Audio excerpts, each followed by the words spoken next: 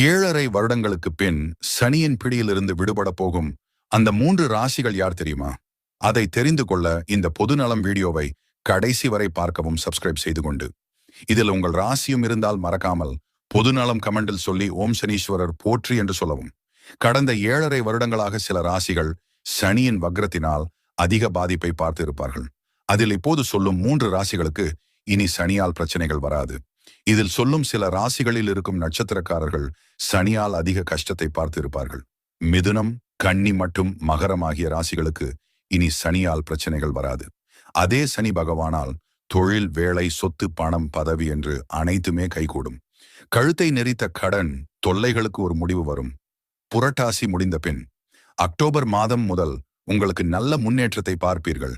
இது போல நிறைய தகவல்களை தெரிந்து கொள்ள எங்களின் பொதுநலம் சேனலை சப்ஸ்கிரைப் அண்ட் லைக் செய்து கொண்டு அப்படியே உங்கள் நண்பர்களுக்கும் ஷேர்